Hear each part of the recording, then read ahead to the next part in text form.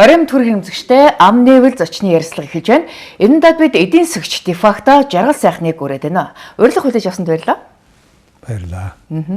Тэгэхээр сүүлийн үед дэлхийн нийтийн геополитик хурцтаад байна. Ялангуяа ойрхон дорнодын асуудал ер нь дэлхийн нийтийн эдийн засгт ер нь таагүй нөлөөлж эхлэх байгаа асуудал байна л да. Тэгэхээр энэ дээр бас улс орнууд тодорхой хэмжээгээр арга хэмжээ аваад эхэлсэн энэ нөхцөлд Монгол улс ер нь энэ эдийн засгийн хүндрэлээс урьдчилан сэргийлэх ямар алхмыг нэн төрөнд авах ёстой гэж та үзэж байна. За юуны өмнө үр дагавар нь. Тэгээ хүн болгон мэдж байгаа дайн бараг сар болох гэж байна. Тий. Энд чинь хэдхэн хоног болно гэсэн дайн. Тэгээд гурван тал Израиль ороод бүх цэрэг зэвсгээ одоо шалгаад хэмжээд ингээд нэлээд үзэж байна. Тэгээд аль зэрэг их нөөцтэй юм бэ гэдгээс цаашдаа дайн бас хамаарна. Тэгээд их онцлог нь болохоор жишээлбэл Америкийн талаас маш хүчтэй 3-4 сая долларын пүүж явж байхад цаатлаас нь 30-40 мянган долларын дрон явж явах жишээтэй гэх мэтээр ийм энэ дайм бол ингээд ийм асуудал гарч байгаа. Энийг хоёул дараа нь ярив. Энэ ямар үр дагавартай байна гэвэл би 2-7 хоногийн өмнө бас энэ тухай ярьж ирсэн. Нэг сарын дотор багтаад ер нь дэлхий дээр хамгийн юуны өмнө газрын тус байгалийн шингэрүүлсэн хийн үн нэмэгдэнэ гэж бараг 2 дахин нэмэгдэх байх гэж ярьсан. Өнөөдрийн байдлаар бараг тэгчлээ. Тэгээд яг ялангуяа нөө зах зээлийн эдийн засгийн оронд бүрэн зах зээлийн эдийн засгийн оронд Америк жишээлбэл яг бензин авах гээд очиход өдөр болгон үн өөр болж байна. Сая 12 сарын эцээр би Америкт явсан. Тэгээ нэг Калифорни энтертол нэг галлон гэж ярьдаг. Тэр нэг 2 хагас 3 хэмжээ доллар байсан. Одоо ингээд 5-6 руу явж байна. Гэх мэтээр Америкийн дэлхийн хамгийн том зах зээл энэ бензиний өсөлтийг аль зэрэг даах вэ, ийх вэ гэдэг нь бас энэ дайныг зогсоох, үргэлжлүүлэхэд том нөлөө үзүүлнэ. За байгалийн шингэрүүлсэн хийний хувьд Европ байгаа ялангуяа хойшоогоо ингээд авдаг дэлхийн 30% тэнд байгаа. Тэгээд Европч яг ингээд хойшоогоо авлаа гэж бодъё. Гэтэл босод нефтийн 6-7 орны энэ эргийн орнууд ярьдаг шүү дээ, coastal countries гэдэг. Энэ эргийн орнуудын 6-7 орны нийлбэр энэ төлшөөч нийлээд дэлхийн энэ түүхийн нефтийн 25-30% нь болдог. Тэгээд тэр 25-30% нь хамгийн сүүлд явж байгаад одоо нэг хоолой 30 км тий Хормозын хоолойгоор гардаг. За энийг бол одоо байнь дэх олон жилийн турш бэлтгэгдсэн харж байгаа.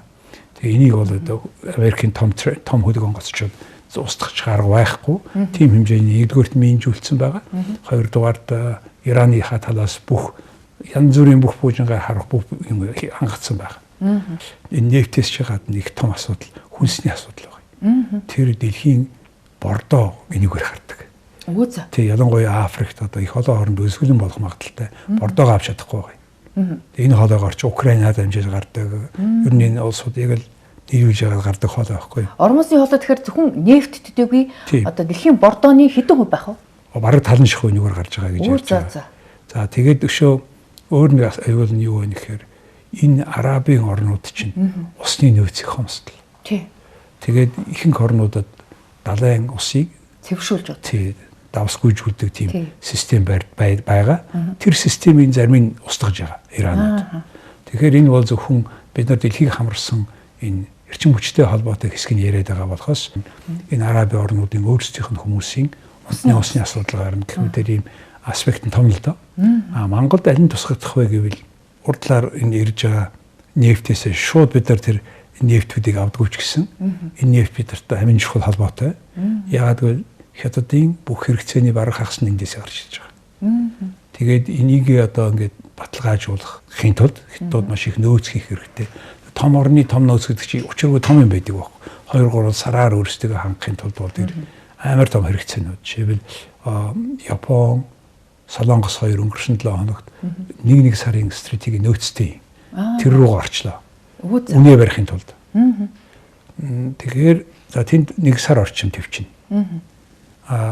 За энэ бүх энэ дайны үр дүнд нефтийн зах зээлээр болж байгаа өөрчлөлтөөс хамгийн том хожиж байгаа нь бол Орос гүрэн.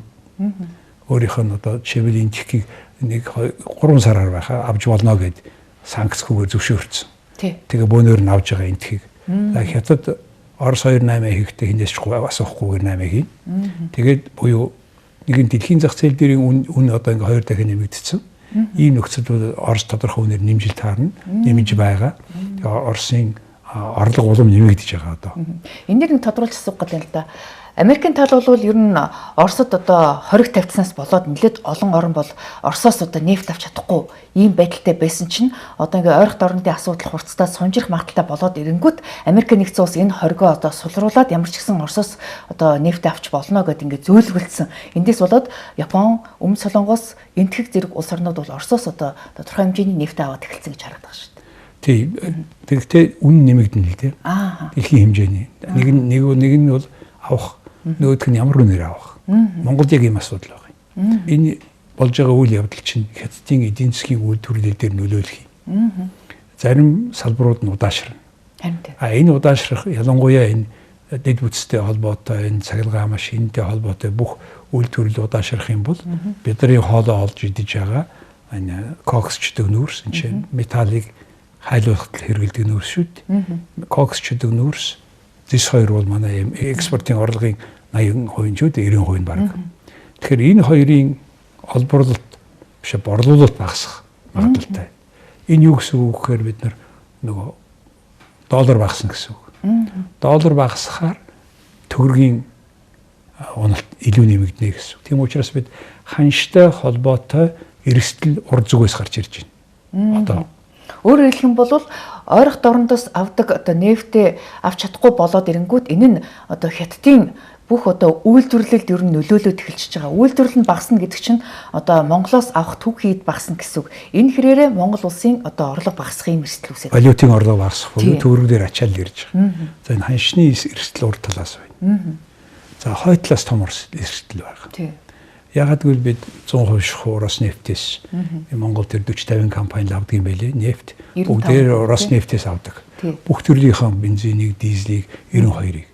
Зөвхөн 92 дээр л бид нар үнэ одоо ингээд олон улсын үнэ тогтвортой үнээр баяа гэдэг зарчмал явж байгаа. Бусад дээр нь байхгүй. Тэгэхээр бусад юмнуудын үн одоо ингээд шууд мэдэрч байгаа орнуудад зах зээлийн үн нэмэгдчихсэн. За бид нар бол үнэ сараар тохирдог айл юм байна л да. Тэгэхээр 3 сарын үнийг 2 сар тохирсон учраас бид өнөөдөр ингээд юу ч болоогүй юм шиг юм. Өстой нэг нөө юу вэ? Дайм болж яхад анзаараагүй юм шиг сууж байгаа байхгүй юу? Сүх далайт үхэр авч өгөх гэдэг шиг. Яг тэр үг чинь. За тэгмээс одоо бид одоо 4 сарын үнийг тохирно. Одоо бодлого зарлана. Тэгнь. За тэр зарлал бол ноцтой. Ягаад гэвэл бид Оросуудыг тасралтгүй хангаж өгөөч л гэж гуйж ирсэн болохоос дэлхийн зах зээлийн үнээс бага өөрөө гэж хизээч яриаг өгчгүй. Үгүй за. Тэгмээс 4 сард Монгол улсын нефтийн хангамж бол одоо түлшний нийлүүлэлт биш. Манайх чинь өөрсдийн сав байхгүй. Жоогон сав. Одоо 1 сарын баримт гэж ярьж байгаа. Тэгээ хинээр бариулахад өнгөж одоо ярьж байгаа байхгүй юу? Эний чинь аль хэдийн 2-3 жилийн өмнө ярьж ирсэн. Бусад улс орнууд чинь дор хаяж нэг стратегийн 2-оос 5 сарын одоо нөөц хадгалах юм савтай байдаг юм билээ. Монгол улс бол дөнгөж нэг бүх компаниуд нь нийлээл 1 сарын нөөцөл хадгалах юм боломжтой. Нийлээж тус тустай. Тэгээ улсын гэдэг нөөцийн сав байхгүй. Тэгээ одооноос энэ сараас одоо нөөцийн сав барьж эхлэхээр оны төгсгөлд нэг 150 мянган тонн одоо нефть газрын тус хадгалах ийм л нөөцтэй савтай болно гэж байгаа. Тэгэхээр тэр хүртэл яаж тэсэх вэ гэдэг асуудал юм тийм үү? Тэр хүртэл бид одоо юу ч ярьсан улс төрчид юу ч амлсан гэсэн байдал нэг өөр болохгүй. Энийг бид нэр яг зах зээл дээр мэдэрч эхэлнэ. Бензиний үн огцом өсөх байх. За 92-ыг нэг хэсэг барьж магадгүй. Бусад бүх төрлийн ялангуяа дизелийн үн 2 дахин 1000 төгрөгөөр нэмэгдэх болов гэж харж байгаа. Засгийн газраас өнгөрсөн 7 хоногт ч одоо энэ гайлын импортын шатхууны татварыг тэглэх ийм тогтоолын төсвийг улсын хурд өргөн барьж байгаа юм байна. Гэвч дайны биш үеийн үргэлж хийж идэх ганцхан механизм дээр. Ягаад гэвэл нөгөө эн чинь тусгай материал учраас татвар нь өндөр байдаг угаас. Агаар бохирдуулж байгаа гэх мэтэр татвар нь өндөр байдаг. Доорож нь 20% л. Тийм. Тэгээд тэрийг нэг дээш доошоо болгоод 5-10% нь бууруулахад нэг жирэг болж өгнө гэхээс ерөнхийдөө үнийн цохилт чинь ингээд далайн давлгаа шиг ороод ирж байгаа яах вэ? Одоо бид нар ерөн сүүлийн хэдэн жилд үзээгүй тийм давлгаа орж ирж байгаа. Дэлхийд даяар. Тийм ээ. Дэлхийд даяараа тэр үн чинь 2 дахин нэмэгдсэн байхгүй. Манайх нэмэгдэхгүй маа гэхэд 1000 төгрөгөөр нэмэгдэн наацхан. Энэ 7 оноос ч одоо АИ-92-оос босоод бүх төрлийн шатхуун дээр 1000 төгрөг литр тутамд нэмэгдэнэ гэдэг ийм асуудлыг компаниуд мэдэгдээд эхэлсэн байна шүү дээ. Тэр компаниудын тооцоо хингийн. За. Бусад бүх оронд энэ борлуулж бид нар Роснефттэй олон улсын Сингапурын үнээр тохирдог юм байл. Тэгээд тэр чинь ушаа өөр болцсон. Онгоцны түлш харин 2 дахин нэмэгдчихэд байгаа одоо. Олдсон тэр чинь өөр төрлийн нарийн бензин шүү дээ. Тэгээ нэмэгдсэн байгаа. Тэгэхээр бид 4 сард байна шүү дээ. Тэг ингээд энэ дизель нэмэгдэнэ гэдэг чинь манай уул уурхай, хөдөө аж ахуй энэ бүх материалуудын зардал нэмэгдэнэ гэсэн үг. Ер нь бүх юмны суур үнэ шүү дээ. Тэнгис манай тусч орж ирээд бусад материалууд дээр нэмэгдэнэ. Бидний өргөн хэрэглээний бараан дээр. Тэгээ тэрийг яг ямар хуваар нэмэх вэ? Тэр нь зах зээлийнхаа механизмаар явах нь уу? Манайх бол нэг зовлон нөгөө төгс өрсөлдөөнтэй зах зээл биш учраас бензин нэмсэн чинь би нэмэхгүй яах ингээ хүн болгон нэмждэг ийм зах зээл явдаг учраас тэр нь яг хэрэглэгчдэр их хүчтэй тусдаг. Ялангуяа бага орлоготой эргээд настай хүмүүс. Тэгээ ийм учраас бид өнөөдөр 4 сард юм нэмэгдэнэ. Юугээ хэмнэх вэ? Наазах нь энэ дайн бол нэг 2-3 сар явах болтой юм байгаа наазах нь. Тэгээ инхэд бид яаж амьдрах вэ? Тэгээ илүү ингээ юмаа хэмнэмээр байгаа. Илүү хөдөлмөрийн бүтээмжээ нэммээр байгаа.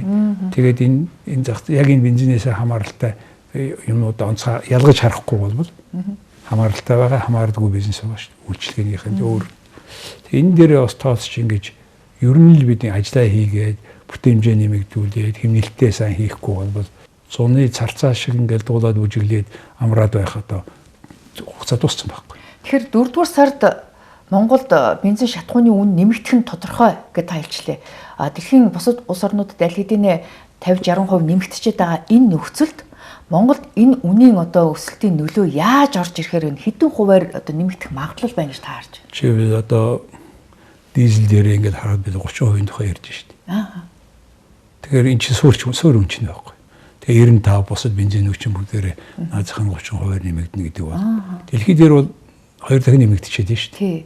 Тэгээ бид нар ингээд зөөлрүүдээ жижигхэн зах зээгээд эхний ээлжин цааны 30%-ээс 1000 төгрөгийн хэмжээнд байгаасаа л гэж бодож байна. Энэ 30% гэдэг маань магадгүй тэр нөгөө нэг импортын гайлын татварыг нь тэглээд тооцож байгаа үн гэж тооцоо тийм үн гэж харж байгаа. Одоо энэ нефт орлуулж байгаа компаниуд ч өөрсдөө энэ үгийг хэлээд шүү дээ 1000 гэдэг. Нэлээд тооцож байгаа хэлж байгаа үн тэр байхгүй юу? Цаашлаад тэгвэл бензиний литр тутамд үн одоо 5000 төгрөг хүрэх ийм магадлал байна гэсэн боломжтой л да. Бодтой. Ганц ихний ээлжийн 1000-аар нэмэгдэшээ яаж явахыг харна. За энэ юу гэсэн үг вэ гэхээр шүү дээ. Энэ олон том жижиг компаниуд ороод ирэхээр жижиг компани нь үнэ тогтоодог. Жижигээр зарж эхлэв. Тэгэхдээ жижиг компани ч өөрөө борлуулсан үнийхээ хагасыг өшөө бензин авахтаа зарцуулж байгаа учраас нийт хэрэгэлтээрээ бид нар 2 сарын дараа яах вэ? Би энэ 4 сарыг яахгүй байна. Тэгвэл 5 сард яах вэ гэвэл энэ компаниудын худалдаа авах чадвар байхгүй байхгүй. Зөв. Нэг талаас худалдаа авалт тэрхүү багасчихсан. За хоёрдугаар үн нэмэгдэж байгаа учраас хэмжээ нь багасаа явчихна шүү дээ. Авах чадвар нь нэг компани авах чадвар хуучнаас 2-3 дахин багасах буюу энийг ийм стратеги менежментийг хийж чадахгүй байгаа. Нийлүүлэлт багасна л гэсэн үг Тий, шүү. 4-5 сараар харж ирэх хэрэгтэй байхгүй. Тэгээ хажуугаар нь энэ 5 сар чинь нөгөө газар тариалангийн хамгийн гол удирдлагч нь байгаа. Тэгмээс тэрэн дээр газар тариалан хөдөө аж ахуйн компаниуд тусад нь мөнгө гаргаж өгөхгүй бол хуучин үн бага байхад авч чаддаг юм чи одоо нэмэгдсэний дараа бүр авч чадахгүй. Тэгэхээр энэ ажилд чинь ямар бид нарын одоо юу хүлээж ийн гэхээр бид нар үр тарианы үн нэмэгдэнэ гэсэн. Үр тарианы үн нэмэгдэнэс бид нар Оросоос юм уу одоо энэ Евроазийн эдийн засагт орж штэ тийм үү. Энийхээ хүчээр бид нар бас илүү орж ирнэ гэсэн. Энэ бол одоо ингээд компаниудын өрсөлдөх чадварт нөлөөлж байгаа юм. Өрсөлдөх чадвар нөлөөлнө гэдэг маань хямдхан үр тариа ороод ихтэй гаргаж чадахгүй. Ер нь альва нэгэн компаниг 2 жилээр зогсооно гэдэг бол маш олон өрсөлдөх чадвар алдаж байгаа юм. Юуны үн боловсон хүчний алдаж байгаа. Илэгдэл хорогдол дөхөж чадахгүй болчихж байгаа.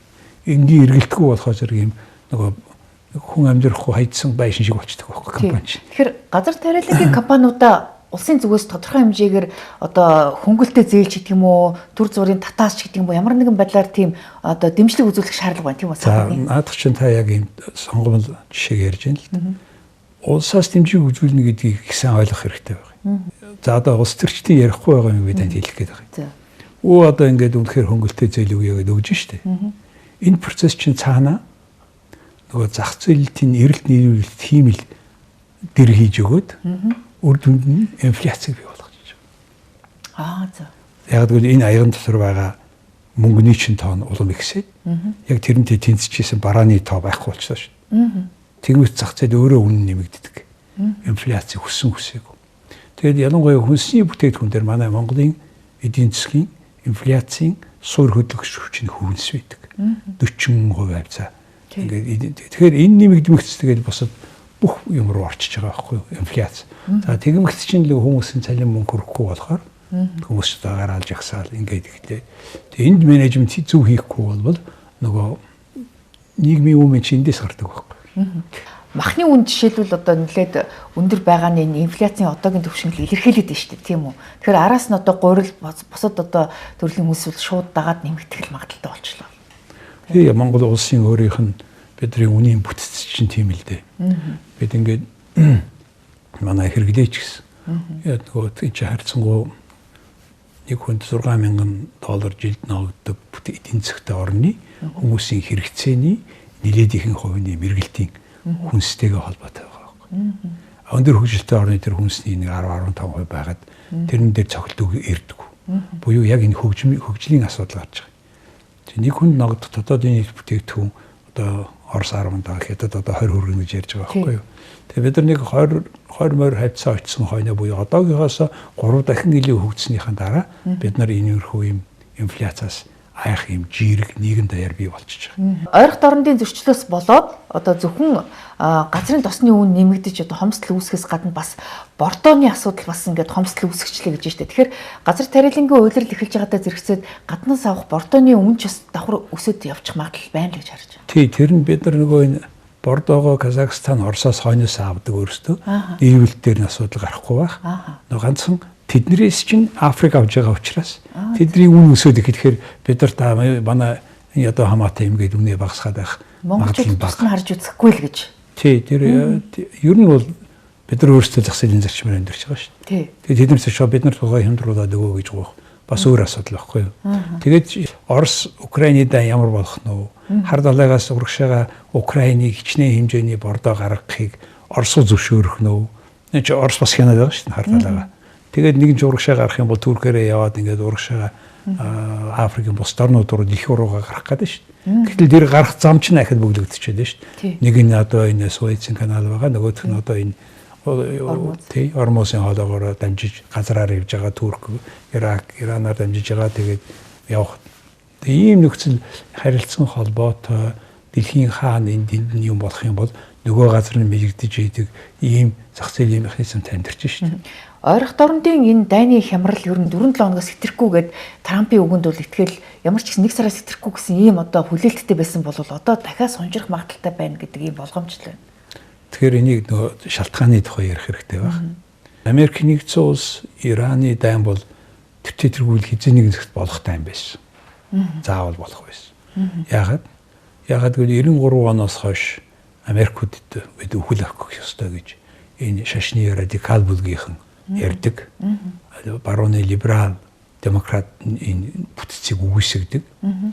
Тэр нь яагаад гэвэл зэрэг одоо энэ Сүнни Шиа гэдэг энэ Арабын нэг 50-60-аад сая хүмүүс чинь тодорхой 3.1-ийн тэрнээс жоохон шианууд.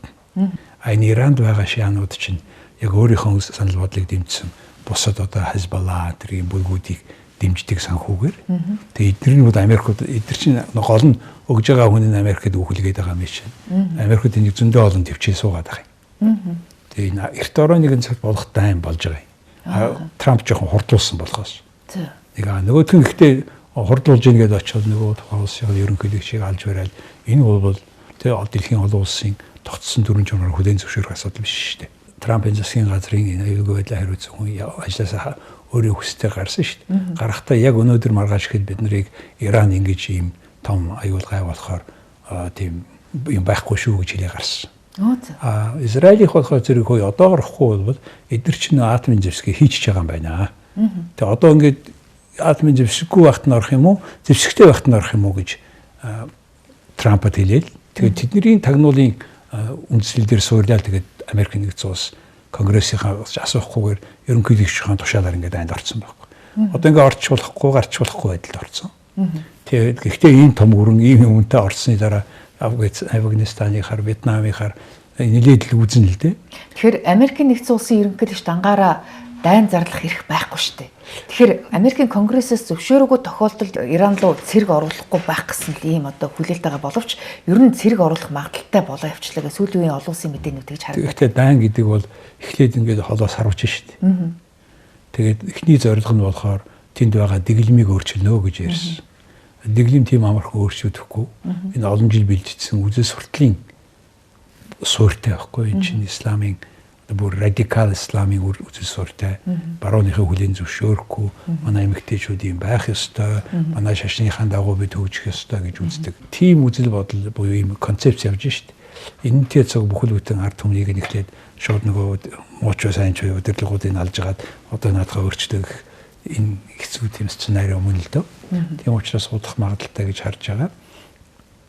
Ираны зүгээс зөвхөн одоо Израиль Америктэй ч биш Америкийн цэргийн бааз руу цохилт өгөх гэсэн биш хөрш орнуудтайгаа бас муудалцах ийм нөхцөлийг үүсгэж мүү гэж хараад байна л да. Би нэлээд уншиж байрлаа л да энэ Ираны дотоод байдлыг.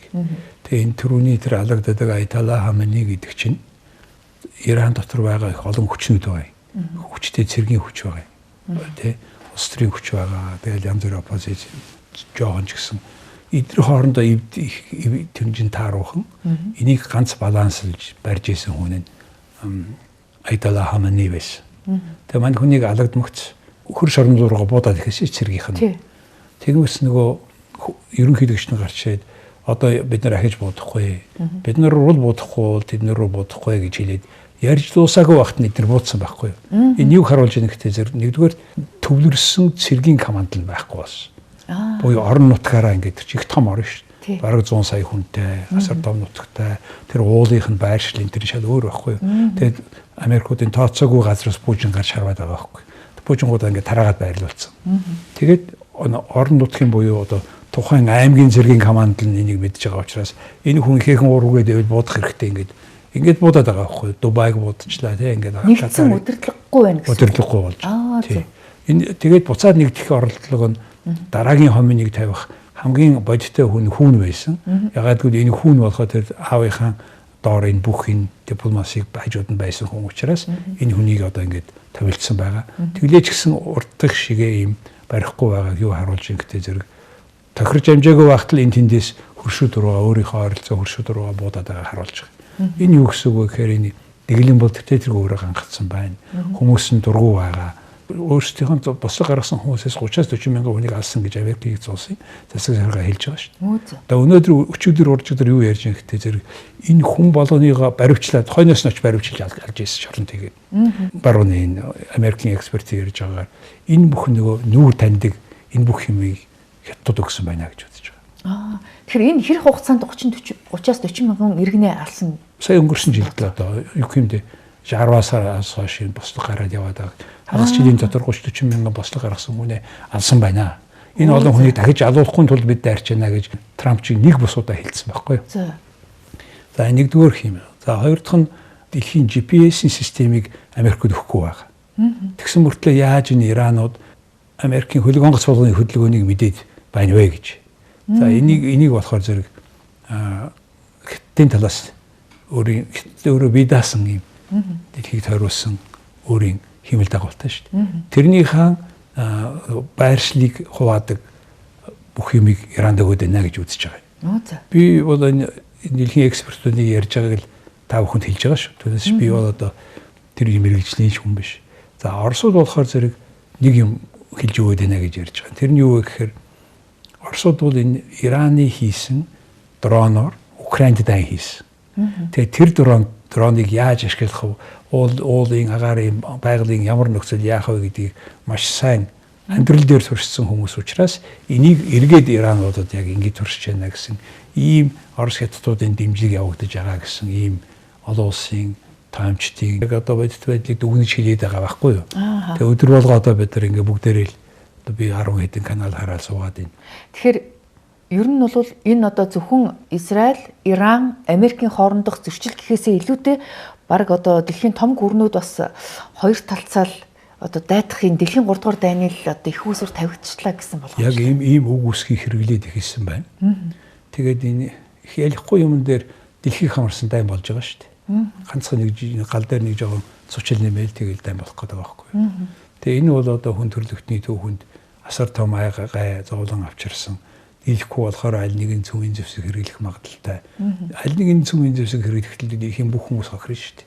Орос улбаны улсын ерөнхийлөгч Путин бас бид нар маш их төвчж байгаа шүү. Хэрвээ одоо ингээд төвчээр алдрах юм бол нэлээд том сануулга өгнө гэдэг маань одоо бараг л цөмийн зэвсэг хэрэглэнэ гэсэн утгатай сануулга байх магадaltaй. Тэр үгийг өчигдөр би даав хүнд ингээд хашин шог ярихгүйгээр бодиттой ярьж ин шүү гэж байгаа хэлсэн. Тэгсэн. Тий. Тэгэхээр энэний цаана энэ аюул занал чи бодиттой гэдгийг нэгдүгээрт бид нар мэдэх хэрэгтэй. Хэрвээ цөмийн дайн болох юм бол дэлхийн 3 дугаар дайн болох юм бол 2 дугаар дайнаас илүү бид хохирол бүх талаараа амсна гэсэн. Бид нар хамаагүй холбооны ямар хамаагүй биш. Бид нар мөнгө төгрөгөөр амьдралын өсөөрөө захилгаанаараа тэгээд хэрвээ дайн боллоо гэхэд манай хурууд нэг тусал бензин орж ирэхгүй яах вэ бид нар? Тэгээд хүн болгон морил унах бодлого гарч. Дээрээс нь газар зүйн байршлаараа цөмийн зэвсэгтэй 2 том гүрний дунд байна гэдэг чинь одоо дунд нь хэлмэгдэх магадлал бол тийм нөгөөх нь бид нар ус шөөнийг дотроо бид нар мартахгүй байх зүйл бол манай хойд хөрш дан хийж байгаа. Хэрэгцээтэй бол тэр зэвсэг ашиглана гэж байгаа. Урд хөрш дан хийгээгүй байгаа. Гэхдээ хийх магадлал. Тэгээ энэ хоёр хоёулаа данд орчих юм бол бид нарт яах вэ гэхээр бид нарыг мартчихна. Тэгээ тэр хооронд бид нар морио унана. Бодиттой шүү. Морио унана гэдэг маань бензин байхгүй болохоор юу унах вэ? Би энийг онолтой биш. Тэгэхээр зөвхөн явгарах гэдэг асуудал биш. Монгол улсын аюулгүй байдалд эрсдэлд орнол гэсэн асуудал байна л да. Ялангуяа хятад улс бол Монгол улсын хөлийн дагуу цөмийн одоо үйлдвэрлэлээ байршуулсан байгаа гэдэг асуудал бас байгаад байгаа тийм үү? Би тэрийг сайн нарийн мэдэхгүй ямар ч л гэсэн Орос хятадын дайны одоо бэлтгэл манай нутаг дээр хангагдаж исэн. Монгол улсын газар нутагт 70 мянган цэрэг урд хэлээр чинь дүүрэн байсан. Тэрний яг цаа талд нь хятад өөрсдийнхөө хамгаалах зэвсгэлийг хийцэн байсан. Тэгээ яг хойдлын бид нар сэргээ аваа явчлаа гэдгийг мэдж байгаа. Урд нь яасныг хийж мэдэхгүй байгаа. Тийм учраас Монгол улсын цөмийн зэвсэггүй орон нутаг болъё гэдэг санаачлал гаргаад явж байгаа. Энэ бүхэн бол явж юу ч болохгүй гэсэн баталгаа биш л дээ. За яг бид нар тийм амь насны хувьд одоо ингээд аюул занал учрахгүй маа гэхэд эдийн засгийн аюул занал чинь бид нарыг хөнөөгч шүү дээ. Жоохон орон. Тэгээ бид бензингүй хөдөлж чадахгүй л болчих юм бол бид одоо яах юм? Одоо аймагуудынхаа хор дугуугаар явах юм. За моройд энд явах байх. Тэгээ хэмитэр ийм байдал би хэтрүүлж ярьж байна л да. Тэгээ ийм байдалд орохгүй тулд манай улсын гадаад бодлогч өнөөдрийнхөөроо бас явж байгаа нь зөв байгаа байхгүй юу? Тэгэхээр засгийн газар бол энэ одоо ойрох дорнодын хямрал болон дэлхийн геополитикийн зөрчлөөс одоо магадгүй Монгол улсад нөлөөлөх энэ нөлөөллийг багасгахын тулд ажлын хэсэг байгуулсан гэж сонссон. Энэ ажлын хэсэг ер нь одоо яг юу хийж байгаа юм бол ямар арга тактик боловсруулж байгаа юм бол энэ тодорхойгүй байна л да. Та энэ дээр ер нь ямар зөвлөгөө өгөх вэ? За ер нь бол юм л ажлын хэсэг байгуулдаг тий. Ийм юм хийх жил энтергээ зарлаа. Тим ажлын хэсэг байгууллаа гэл. Тэгээд яг тэр хэмжээгээр тайлан хийзээ сонсож байгаа. Гаргадаг байхгүй дараа нь юу хийсэн тийм биш үү? Хэлбэрийн төдий нэг юм яриад улаан цагаан хувц өмсгсөн ч юм уу тий. Хүн бол өөрчлөдөг. Тэсвэс нэг жоохон хэдэн төгрөг гаргаад өнгөрчдөг. Хэлбэр дээр нь зөндөө олон мөнгө зарчдаг. Авлага дээр нь байхгүй өөрчлөдөг. Ямар үр дүн гарсан? Тий. Тэр тухай ер нь тайлан гардаг та бүхэн мэдж байгаа. За энэ удаагийн энэ ажлын та хэсэгч вэ юу ч вэ яаж нэрлэх нь хамаагүй. Энэ бүхний үр дүнд биш бид нэр эргээд ингээ харахад одоо өнөөдөр 3 сарын эцэс болж байна. Ер нь ажил хийсэнгүй баахан шинжил тэмдэглээ, цагаан сар тэмдэглээд мартын хэрүүл хийлээ ш. Мартын 8 цэргийн баяр гэдэг юм уу? Баяр их юм тэмдэглэж өгч байгаа байхгүй. Тэг хизээ бид ажиллаа хийх. Ер нь томоор ярих юм бол бид нар их л ажиллах өрсөлдөх хэрэгтэй байна. Яг энэтэй холбоотойгоор улс орны хөгжил бол эрүүл аж ахуйн нэгдлүүдийн хувийн компаниудын эрүүл өрсөлдөөн байхгүй юу? Энэ эрүүл өрсөлдөөн байхгүй учраас яагаад байхгүй байгаа вэ? Яагаад гэвэл засгийн газар бол энэ эдийн засгийн талбай дээр тоглохдоо юм шүүгч маягаар оролцох ёстой биш. Өөрөө оролцоод байгаа байхгүй. Зөндөө олон компани байгуулаад та бод хөдөлмөрийн тэмцээн болж исэн чинь шүүгч ингээд зогсож яснаа өөр бөмбөг ирэхээр өөрөө шүдэд гол оруулаад байвал ямар шудрал холон болох вэ? Яг ийм байгаа байхгүй. Нэгдүгээр. Төр би эдийн засгт хэтэрхий орон зай эзлээд байна гэдэг асуу. Яагаад эзэлж байгаа гэж? Төрийн компаниуд их байна. За нэг нь тэг шалтгаан. Нөгөөх нь юу хөхтэй зэрэг. төрийн компани нэмэгдээд байгаагийн шалтгаан бол хувийн салбарт өрсөлдөөн бий болохгүй байгаа. Яагаад бий болохгүй байгаа вэ гэвэл нэг тоглогч нь төрд очиж байгаа. Тэгэд чи яаж сайдынхаа компанид өрсөлдөх вэ? Одоо тэгэндээ. Тий. Яагаад гэвэл улс төрийн намуудын санхүүжилтийнх нь хичнээн олон ярьж донгодож байгаа ч гэсэн бодиттой тэг яг мөнгө ханаас гарч байгаа тайлан Монгол улс хизээж хараагүй ойрын хэдэн жил харахгүй энэ үр дүнд нь энэ нөхдүүд чинь намдаа том мөнгө өгсөн хүн нь гүйцэх засаглалаар сайд дарганаар болоод тэгээ тэрийг яаж ч очиж орлоо гэсэн мөнгөө босааж авъя гэж хэлэх магадaltaй байхгүй. Тэгээд ашиг сонирхлын зөрчилтэй сайднарч болоод байна шүү дээ тий.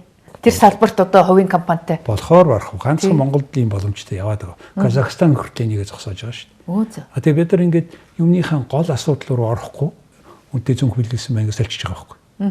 Тэгээ энэ юу харуулж байгаа гэхтэй тэр нэгэн тийм мөнгөтэй бий болцсон юм бүлэглэл олигарх бүлэглэл дараа нь тэдний нөлөө өгөх улс төрчид нийлж агаад бид нар хизээч дийлэхгүй тийм хантай болж байна л гэж энэ Монгол улс. Энэ ардчил гэдэг үг чинь өөрөө эрх чөлөөнөөс гадна маш том хяналт байхгүй юу? Энэ хяналтыг бид нар хийж чадахгүй хамгийн гол нь хийлгэхгүй яваад тэгээд ийм зөв төрд ажиллаж исэн хүмүүс нь цөм баяждаг. Төрийн компаниуд нь томроод ямар ч хариуцлага хүлээдгүй компани дампуурч исэн дараагаар нь баяжиж исэн. Энэ бүхэн чинь тасралтгүй яваад хинж хариуцлага хүлээхгүй хүлээлгэхгүй ийм шүүхийн систем чинь одоо болтол ингээ яваад байна шүү. Улс төрчид нь хариуцлага хүлээхгүй байхад доод дунд шатанд яаж хариуцлага хүлээх вэ гэдг нь ойлгомжтой. Дээрээс нь одоо парламент нь одоо хаврын чуулган нээлттэй хийчихэл ажиллаа хийхгүй ингээд бойкот хийгээд гацаанд орчлоо.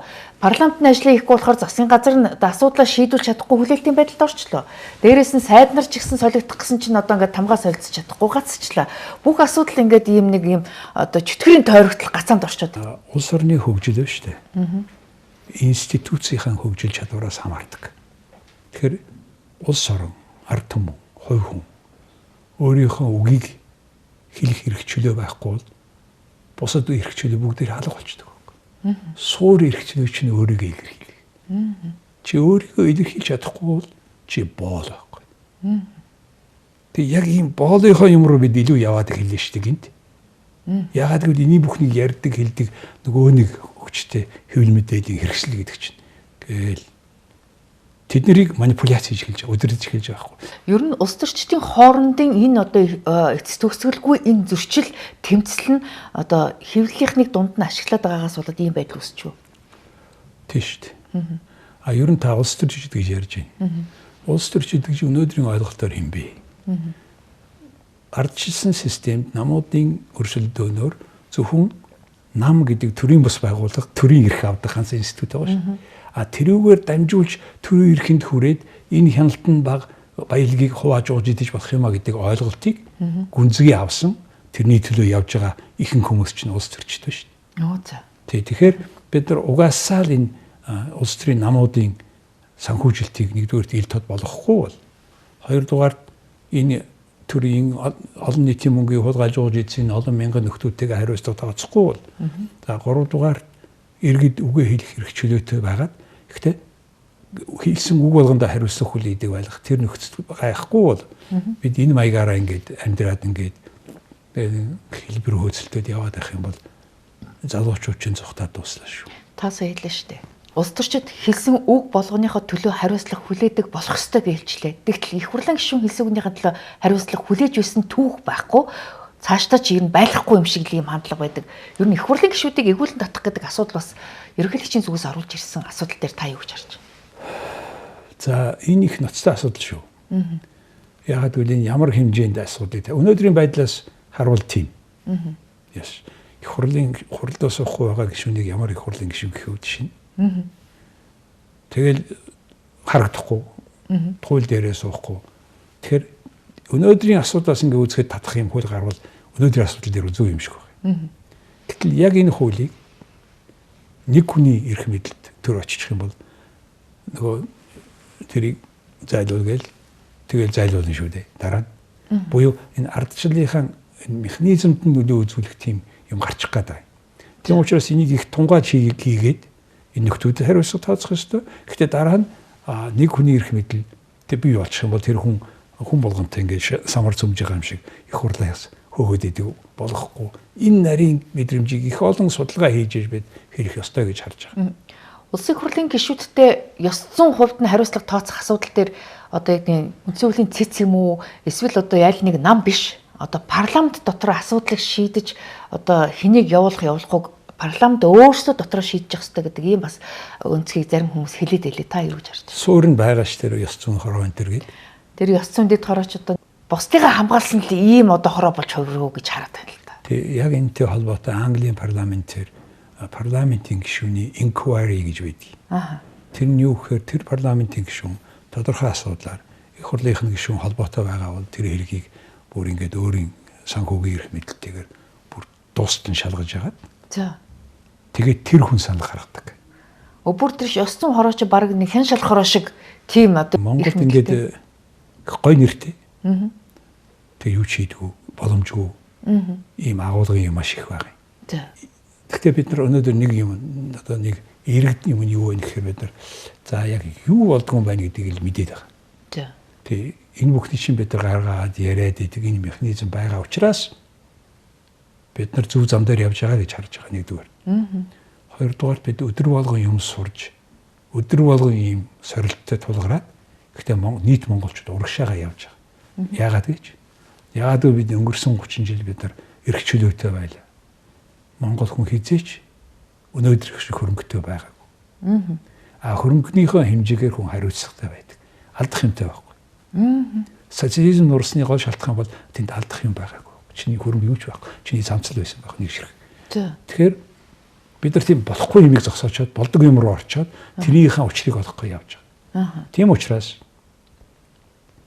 би энэ Монголын ирээдүйд бол итгэдэг. Яагаад гэвэл бид энийг ярьж байгаа.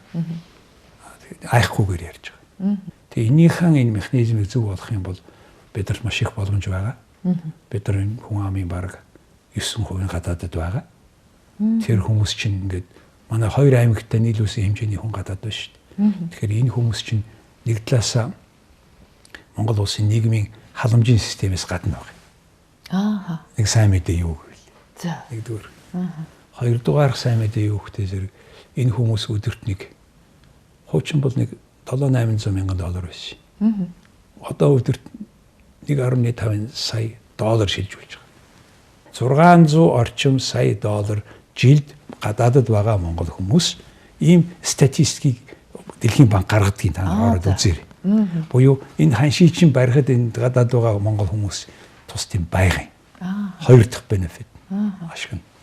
За гурав дахь нь хөгжсөн орны соёлын харилцааны тэр уур амьсгал тэр хүмүүс байгаа учраас бид нар Монголоос хинч гараагүй байсан өөрчлөлтөөс илүү хурдан өөрчлөлт авчрах боломжууд байгаа гэж харж байгаа. Одоо хаврын чуулган эхлэлт нь одоо чи хулгай хийсэн, би хулгай хийсэн гэдэг нөгөө хамт нэг засгийн газрын кабинетэд байсан хүмүүс бие биенийхээ одоо хулгай ловрыг ингээд дуудалцаад байна. Хэн үнэн хэлээд байгаа юм тодорхойгүй ийм байдал үүсчлээ. Та юу гэж харж байгаа юм? Энэ маш зөв юм болж байгаа гэж харж байгаа. За. Тий, хоёр хүн бие биенийхээ ямиг ярих тусмаа бид нарт хэрэгтэй. За. Тэгээд тэр чинь хоёр зодтолдож байгаа хүн хамаг юмаа ярина. Энэ юу гэсэн үг вэ? Ингэж болохгүй юм байна, ингэж болохгүй юм байна гэдэг дээр нийгэм сонсогчдод, сонгогчдод бүгдээрээ дүгнэлт хийх хэрэгтэй гэсэн. Ер нь улс төрийн машин тэргүүд чинь та бидний мөнгөөр ажилдаг болохоос биш өөрсдөө мөнгө байхгүй шүү дээ. Тэгэхээр энэ юурыг ажиллаж байгаа хүмүүсийг онцгой харахгүй болохгүй. Одоо ингээд улсын хурлын үйл ажиллагаа гацаанд орчод байгаа нь ардчилсан намынхан бол их хурлын дарга бол эрх баригч намын дарга байх ёсгүй гэдэг ийм одоо зарчмыг яриад ингээд хуралд орохгүй байна л да. Ардын намынхан болохоор эрсдээ дангаараа бүрдүүлээд явах боломжтой, чадaltaй мөртлөө бүрдүүлж чадахгүй байгаа нь дотроо бас хагаралдаад байгаатай холбоотой. Тэгэхээр ер нь их хурлын дарга намын дарга байх ёстой юу, үгүй юу гэдэг дээр ямар бодолтой? Их хурлынхаа хуулинд энийг зааж өгөхгүй л бол хууль ёсны заалт биш л дээ. Тэгээд сая тэр үндсэн хуульд өөрчлөлт хийхдээ уг нь энийг хийх ёстой байхгүй. Тэгээд бид нар энэ том өөрчлөлт хийхдээ аль нэг фядлыг нөгөө фядлаар сахихын төлөө хийгээд байгаа. Ер нь бол ийм системээ сайжруулахад юунд анхаарах вэ гэдэг дээр анхаарсан болбол бид нар саяын яриад байгаа юмыг бол тэгэд хийчих байсан нэгдүгээр. Хоёрдугаар нэгэн тал тийм юм байгаагүй юм чинь одоо ингээд шаардах гэдэг бол улс төрийн акц гэж харж байгаа. Тийм учраас энэний оронд үндсэн хууль, улсын хурлын тухай хуулинд хоригдсан заалт оруулаагүй бол энэ чинь одоо зөвшөөрсөн тооцсон. Тий одоо хурлаа тэрэндээ оруулаад тэгээ явбал нэг хэрэг. Хуулиа өөрчлөлөө. Үгүй юм бол бүх юм хуулийн дагуу явах хэрэгтэй. Тий, түүнээс би одоо аль нэг хүний тухай яриаггүй. Тэгээ энэ улс төрийн намуудыг үнэхээр энэ тайлан майлын ил тод ингээд тайлагнадаг ийм болохгүй бол ер нь тараах хэрэгтэй болов. Тарааж байгаа дахиж бүртгэх байдал зөндөө олон түүхэн тийм юм байна. За. 100 жилийн түүхтэйч байсан, 35 жилийн түүхтэйч байсан хамаагүй тарах гэдэг. 1000 жилийн түүхтэй түүх нь хамаагүй шүү. За. Таны аав ээж хин гэдэг та тэр хариуцахгүй л шүү. Өнөөдөр та өөрийнхөө өмнө хариуцахгүй л гэсэн шүү. Яг тэр л байна. Та өвгийнхөө өмнөөс хариуцахгүй юм. Эсвэл шагналыг авах юм уу? Би яг одоогийн намын төлөвшил ямар байна? Тэр хэмжээндээ л хариуцлага хүлээх хэрэгтэй. Дотоод санхүүжилтний ил тодуу. Хэдийг аваад хэдийг гаргадаг. Англи, Германы намуудын санхүүжилтийн шалгадаг хороо байгаа. Тэр дотор намын бос хүмүүс байгаа. Тэгээ тэд нэр жишээлбэл 1 сая фунт стерлингээс дээш ямарваа нэгэн мөнгө данс руу орж ирэх юм бол тэрний тайлагныг гаргуулж байгаа. Дансгүйгээр мөнгө оруулж ирэх юм бол гэмт хэрэгтэй болчих. Цүнхтэй мөнгө намын байр руу ордог гэдэг асуудал байдаг шүү. Ийм юмыг би одоо 10 жил бичиж байгаа энийг. Би нийт нэг 600-аад нийтлэл бичсэн энэ улс төрийн эдийн засгийн байдлыг сайжруулах тухай. Би тэр хувь хүнийхээ нийгэмд оролцож байгаа идэвхтэй оролцоо гэж хардаг. Та сүүлийн 15-6 жил одоо дефакто гэдэг одоо өөрийнхөө ярилцлагыг одоо брэнд нэвтрүүлгээ үргэлжлүүлж байна. Тэгэхээр өнгөрсөн хугацаанд ер нь хичнээн хүнтэй ярилцлага хийсэн байна. Өөрөө тоолж үзсэн үү? 2009 оны 7 сарын 1-ээс нийтлэл бичсэн. За өнөөдрийн байдлаар нэг 620-30 нийтлэл хийсэн байна. Тэрийг англи, монгол дараа нь японоор гарсан, орсоор гарсан. Яагаад энэ япон, орсоор гаргаж гадаадад Монголд болж байгаа үйл явдал бол дэлхий дээр их сонин нэг том туршилт. За энийг бид хийж байгаа. Тийм учраас энэ гэлтийг гаргаж байгаа. За ярилцлага 2010 оны 8 сараас хийсэн. Одоо 1000 гаруй ярилцлага хийсэн байгаа. За. Тэгээ 70 гаруй хувь нь монгол хэл дээр, 20 гаруй хувь нь англи хэл дээр. За нэг 5-6% нь орос хэл дээр 1000 гаруй ярилцлага хийсэн. Тэгээ энэ бүхний бүгдээрээ jargaldefacto.com гэдэг вебсайт дээр байгаа. Энэ вебсайт бол Монгол улсын эдийн засаг, улс төрийн давхар шилжилтийн, зэрэгцээ шилжилтийн архив гэж би боддог. Таны 1000 гаруй зочдын дотор хамгийн сонин содон ямар зочин байна? Зүгээр миний анзаарч ирснэх одоо Далай лам 14-р Далай лам байна, Ромын Пап лам байна. Өөр одоо ямар одоо онцлог зочин. Яг албан тушаал юмараа бол олон орны ерөнхийлөгч ерөнхий сайдн дээр орсон. Монгол улсын баг бүх хүмүүс нь орсон даа удирдлагуудаас. Тэгээд яг хамгийн онцлог тэр яг энэ ярилцлагыг үл зөндөөх ярилцлага байна. Хамгийн мартагдашгүй одоо тийм сэтгэл үрдээсэн ямар ярилцлага байна? Далай ламынх байхаа л гэж бодож байна. Тэгээд дараа нь Ромын Паптай би онгоцонд ярилцлага хийсэн. За. Та Монголд яагаад ирсэн юм бэ? 1500 католиктэй оронд та ирж идэг. Цаан чинь 150 сая католиктэй оронд очиж амжихгүй шүү дээ гэсэн чинь тэр хариулт надад их таалагдсан. За нэгдүгээр урилгатай байсан. 800 жилийн өмнөөс урилгатай. Тэрний дагуу ирж байгаа юм. Гуйг хааны урилга. Тий, урилга. 800 жилийн дараа хүлээж авч. Ер нь тэгж байгаа. Тэгээд танах урьсан бичгч юм шүү гээд манай ерөнхийлөгчд өгсөн шүү. Тий. Тэгээд энэ бол одоо агуур төмөн гэдгийг харуулж шүү.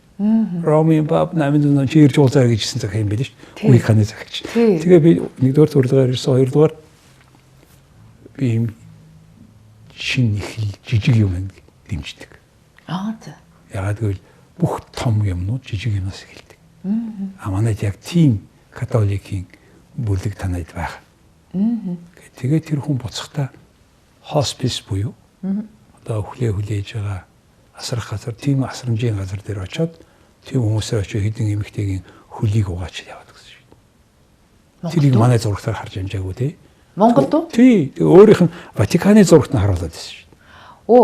Асрамжийн газар очиод хүмүүсийн хөлийг угааж очиод тэр яваад гэсэн. Яг тэгээд онгоцсон суусан шүү. Тэгээ тэр хэсгийг манайх нөгөө ямар протоколоор юм мэдэхгүй манайхаа зурагтаас байгаагүй.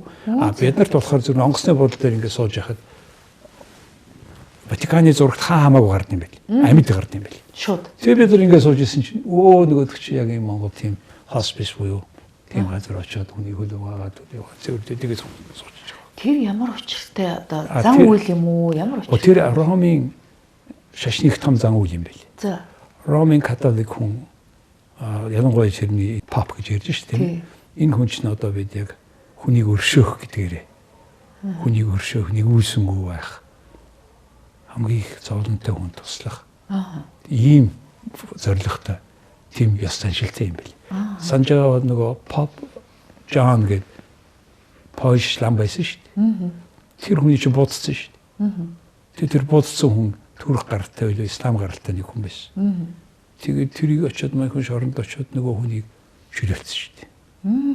Өршөөж байна таныг. Тэгэхээр энэ шашин гэдэг бол агуу том өршөөл гэсэн санааг католик. Тийм учраас 2.3 дэлхийн 8 тэрбум хүний чинь хамгийн том шашин 2.3 тэрбум хүнтэй энэ Ромын папын шашин католик шашин баггүй. Тэгээ янз бүрийн шалтгаанаар жаваас дээр доор янз бүрийн нөхцөлд амьдарч байгаа гэхдээ бид яг адилхан хүн, Монгол хүн. Энэ яг л миний чиний дүү шиг хүн. Ингэж хандах, бие бинийгээ хүлээн зөвшөөрөх, ялгаагийн зөвшөөрөх энэ юм чинь энэ төрийн системд ажиллахгүй бий болохгүй шүү дээ. Энийг шашин бий болгоод байгаа байхгүй. Тэгэхээр энэ дээр бас шашныг дэлгэрүүлэх гэхдээ ч биш. Гэхдээ манай буддийн шашин жишээлбэл энэ дээр илүү акцент өгмөр байгаа юм. Бие бинийг хайрламаар байгаа, хайрлаж хүмүүжүүлмээр байгаа. Хүүхдийгээ илүү хайрлаж хүмүүжүүлэх хэрэгтэй гэж бодож байгаа шүү. Та 14 дугаар Далай ламтай ярилцж байхад ер нь нөгөө хойд нас байдгүй гэж асуухад юу гэж хариулсан юм блэ? Би бас сайн санахгүй байна л да. Гэхдээ би нөгөөх намайг одоо бол шүүмжилдэг. Тэр алтан хайрцаг гэж асуусан. Тийш үү тий. Тэгээд энэ чинь юм мэдэхгүй бол юу Далай лам дээр очив ингээл тэр мэддэг хүмүүс нь тэгэл юм лээ тий. Мэдэхгүй юм чинь тэгээд Монгол би өөрөөр асуух юм бол манайхан ойлгохгүй шүү дээ. Тэгээд алтан хайрцаг би ингэж асуусан шүү дээ. Далай лам та энэ алтан хайрцаг юм мэдэхгүй гэсэн чинь мэдэхгүй гэж. Ингээд хүн нас барахаар манайхан лам дээр очиод тэгээд тэр ламч нь одоо ингээд энэ чинь илүү амьдэрсэн байна, тутуу амьдэрсэн байна, дараа нь ингэх юм байг хэлдэг штеп. Та мэдээд хүн өгсөн шүү дээ би юу. Тэгсэн чинь за таны юу ярьж байгаа юм бол тийм юм байхгүй. Яагаад гэвэл лам хүн гэдэг бол бурхны номыг л хүн зааж өгдөг хүн болохоос тийм айхтар юм мэддэг хүн биш гэж хэлээд. Тэгээд энэ хаанаас гарсан бэ гэхдээ зэрэг буддийн шашин одоогийн төв рүү орохдоо тэнд нөгөө бөөгийн шашинтай. Ер нь энэ дэлхийн хүн төрөлхтний соёл мэдлэгийн төвчин эхлээд бөөгийн шашин байд. Тий. Буюу тэнгэр гэсэн. Тий. Дараа нь жинхэнэ шашин байгаа. Тэгээ шинжлэх ухаан байгаа гэх мэт.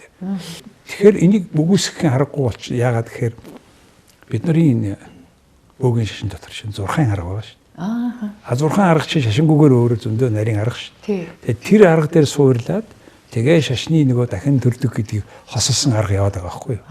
Тийм учраас бид нар хүсээгүй хүн нас барахаар оддны очоод бид нар намаас асууж байгаа шин манай ясл юм чи. Тэгээ нөгөө хүн өөрийнх нь тэр бодож хэлж байгаа гэдэг нь тэрийг бол энэ худлаа юм гэсэн үг хэлж болохгүй юм байли. Энэ манай өөрийн ёс заншил юм байли. Цэвэр яг шашин талаасаа бол цэвэр лам талаасаа ингэж үзнэ гэвэл бас хэцүү юм байли. Таны одоо унган бэрхжил чинь эдийн засгч үлээ, олон улсын харилцаа үлээ. Одоо сүүлдээ сэтгүүл зүй рүү яваад орсон гэдэг та чи их олон хослол мэрэгчлээ хүн байна л да. Би сэтгүүлч гэж өөрийгөө үздэг. Би бол нийтлэлч гэж боддог. Би Москвагийн их сургуулийн Ломносовын Москвагийн их сургуулийн эдийн засгийн анги төгссөн. Дараа нь Америкийн нэгдсэн улсад санхүүгээр мастер хийсэн.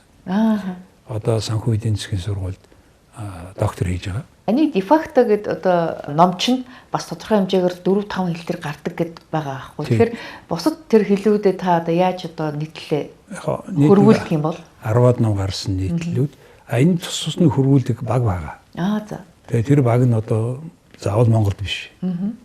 Тэгээд сайн дураар орчуулдаг зөндөө олон хүмүүс байсан. Тодорхой мөнгө төгрөгөөр орчуулсан. Ямар ч гэсэн өнөөдөр энэ мэдлэгийн бизнес гэдэг бол цаг хязгааргүй, орон зайн хязгааргүй учраас хаанаас ч хийж болно. Ганцхан сахилга баттай байх хэрэгтэй байхгүй. Хаанхын цагаар босч байгаа нь хамаагүй. Яг л тэр тохирсон хугацаанаас өмнө ажил нь хийгдчихэвэл энэ ажил явагддаг гэж харж байгаа. Миний бодлоор энэ улс төр эдийн засгийн шилжилтийг яг зэрэг хийж байгаа дэлхий дээр түүхэн нэг 40-од орн байдаг. Амжилтанд хүрсэн бүр цөөхөн байдаг. Тэгээ би бол манайх нэг нь гэж хардаг. Амжилтанд хүрж байгаа орн гэж. Одоо бид нар ингээд шүүмжлэхэд амархал байна л да. Гэхдээ гараад ингээд сайн хараад бодох юм бол бид нар гайхамшигтай амжилтанд хүрсэн. Ганц одоо тэр нөгөө тэр нөгөө байгалийн баялагч нь өөрөө яаж хуваарлагдаж байна гэдэг дээр асуудал байгаа болохоос би Монгол хүмүүсийг заах уу юм хийхгүй байна гэж боддгоо. Ямар ч ард түмнээс дутахгүй илүү гэхээс биш дутахгүй тийм хүсэл мөрөөдөл чадал байгаа. Танаас тэрийг асааж өгөх хэрэгтэй. Тэр нөхцөл нь шудраг байх хэрэгтэй. Өнөөдөр ингээд хүмүүс амьдралдаа заримдаа ингээд жоон готрос игээд ингээд байгаагийн гол суур шалтгаан нь бол авилгын суур шалтгаан шудраг байдгийг тогтоож чадахгүй. Шудраг бустайгаа одоо жишээл одоо сүүлийн 10 жил ярьсан нийгэмд гайхсан гэмт хэрэгтнээс хин чихтэй биш. Нэг зав 5-7 зав шоронд ороод гарах шүү дээ цаг хугацаанд. Бусд нь бол тэгээд тэгсгээд яасан бүүмэд дараа нь юу болсон бүүмэд тэгээд сүүлдээ үндэсний баатар болцсон байж байгаа юм биш. Ийм шудраг бус ийм нөхцөлийг л зогсоох юм бол Монгол залуучууд маш их боломж байгаа. Хэл сурах хэрэгтэй. Энэ artificial intelligence-ийг зарж сурах хэрэгтэй. Та Улаанбаатар хотын унган иргэн. Тэгэхээр аль одоо дүүр гэх юм уу тойргийнх хүн бэ? Ер нь одоо хотын соёлыг бол багасаа мэдэрч одоо бас түгэж исэн л гэж хараад байгаа шүү. Тий, хотын соёл гэдэг бол олон хүн зэрэгсэн амьдрахыг нь хэлж байгаа. Заавал одоо байшин амьдэрсэн үү? Гэрт амьдэрсэн өөр асуудал. Тий. Одоо манай би бол энэ одоогийн White House гэж бодлоо шүү. Тий. Яг тэрний чинь доор манай цэцэрлэг байсан. 100 метрийн цаана манай гэр байсан. Манай аав төмрийн заводод ажилладаг токерч хүн байсан. Ээж маань модны хоёрт ажилладаг бодогч хүн байсан эхлээд тэгж явж. Хороолын хүүхэд юм биш үү та чи? Одоогийнхоо тий. Тэр үед 500 айл гэж ярьдаг байсан. Тэгэхээр ер нь зүгээр туулгал дээгүүр хурдны зам барих асуудал дээр бас хотын иргэдийн дунд маргаан үсгээд байна л да. Та тэгэхээр энэ дээр юу гэж бодож байна? Би хурдны замуудыг ингээд голуудыг огтлож байсныг харсан болохоос голоо дагаад юм хурдны зам хийцсэн байхыг нэг алж би олон оронд очсондоо ер нь голоо дагаад хурдны зам барьсныг бол санахгүй л байна. Яагаад нэг гатлаад нэг хийч болдгоо мэдэхгүй байна. Хүндлэн гүүр маягаар хийхгүй яагаад ингээд дагуу уртаар нь тий. Тэгээ голыг бол зөвхөн гүүр шиг л гатлах шүү дээ. Дээгүүр нь байна уу, доогуур нь байна уу. Голоо дагаад дахиад ээж болохгүй байхад гэж харж байгаа шүү дээ. Ярангуй хажуудлаар нь болж байна тий зам. Гэтэл голынхаа усных нь хажуу талд өндөр зам тавьж байгаа. Тэгээ тэрний рационал яг юу болсон бэ гэдгийг нь сайн мэдэхгүй байгаа учраас би энэ зөв буруу гэж одоо хэлж чадахгүй. Тэгэхээр миний ихний логик тэр байна. За хоёрдугаар ер нь энэ хот гэдгийг шийдэхийн тулд тэр том замуудыг хоёр давхар болгодог юм байли. Тэрс тойрсын ингэн энэ төргээд хийдгүүл тойрог замууд хийдэг юм байли. Тийм тэгээд аль нь оновчтой ингэдэг юм мэрэгжлийн хүмүүс нэг үе бодвол одоо ингээд хар ухаанаар ярих биш. Яг энийг судалсан хүмүүсийнх нь хэл яриаг сонсдог болмоор байна.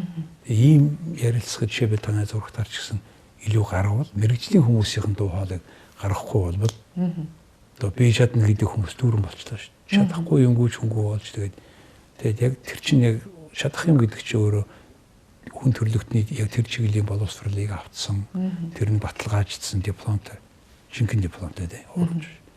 Тэгээд тэрүүгээр зөндөө олон тоо байран судалсан тэр хүний чинь мэрэгжлийн хүн гэж байгаа шүү. Улс төрчдийн хоорондын зодонд л их ороод ах шиг байгаа энэ асуудал. Ямар ч л гэсэн тэр хийсэн юмнуудаа иргэдээ ингээд танилцуулахыг энэ хотын дарга анхаарах хэрэгтэй. Тэр холбогдох хүмүүс нь ямар шалтгаанаар юм болсон бэ гэдгийг илүү ярих хэрэгтэй байхгүй.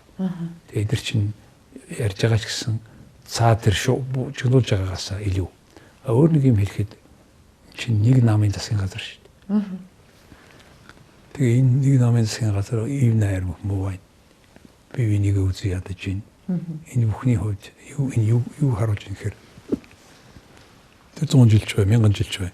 Институцийн хувьд бэхжээгүй буюу институт гэдэг бол нэг хүнээс хамаардаггүй. Ямар ч институт хэний ч авсан гэсэн институт ажиллахыг хэлдэг. Хэвийн ажил. Ийм болоогүй байна гэж. 100 жил болж гэхдээ өсөөгүй байна гэж хэлж байгаа. Намын дарга нь хэн байхаас хамаарат л хоёр тишээ холбироод байна. Институт болж чадаагүй байна гэсэн үг. Ганц энэ манч биш. Бүх намууд институтийн түвшинд буюу нэг хүнээс хамаарахгүй болчих бол өөрийн суур зарчимтай, үндсэн хуультай тэрийг л дагнах гэхээс биш. Аль нэг хүн гарч хаашаа хашгирсныг дагаад идэв биш байхгүй. Ийм хэмжээний намын гишүүдийнх нь эв нэгдэл, соёл, ухамсар, мэдлэг нэгдсэн итгэл үнэмшилтэй тийм бүлэг болж иж улс орныг удирдах нөхөөс өөрсдөө ч удирдах чадахгүй нэг хэдэн этгээдүүд нийлээд яаж бид нарыг удирдах юм. Ийм асуудлыг яагаад бид нийгмээрээ тавихгүй байна? Яагаад бид аль тэр улс төрийн намыг нэг дөржин балдангийн нэрээр яваад байгаа юм? Төрийн үний шалгуур гэж байх хэвээр. Тхийн тул тэр төрийн намын чинь шалгуур гэж байх хэвээр. Тэр чинь байхгүй байхад яаж жишээ бид нар ингээд модны тухай ярьж байгаа байхгүй. Нэг мөчрийн тухай яриаг байхгүй. Тий. Тэр мод чинь өөрөө яг мод биш шүү. Ийм асуудал.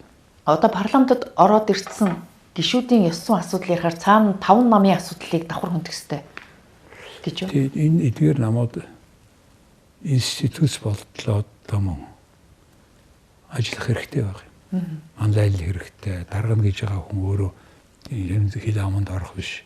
Өөрөө ийм өөрийнхөө үлгэр жишээгээрээ манлайлдаг ийм хүмүүсийн нэгдэл байх хэрэгтэй шүү дээ. Харамсалтай тийм хүн гарч ирэхгүй байна. Овоо итгэж исэн хүмүүс чинь 9 шидийн юм хийсэн. Үнэн худлаан тэгээд худлаа үнэнэ батлагдаагүй баталсан ийм нөхцөл байдалд амьдарч байна да. За ингээд бидний ярилцах цаг дуусч байна гэж бидний урилгыг хүлээж авч дэлгэрэнгүй ярилцлага өгсөн танд баярлалаа.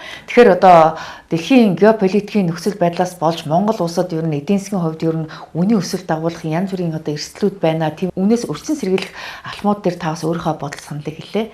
Цаашдаа ер нь бас улс төрийн хүрээнд ч гэсэн энэ намуудын төлөвшил цаашлаад энэ институт хоорондын зөрчлийг үүсгэж байна гэдэг асуудал дээр бас өөрийнхөө байр суурийг илэрхийллээ. Ингээд таны цаашдын судалгааны ажилд амжилт хүсье.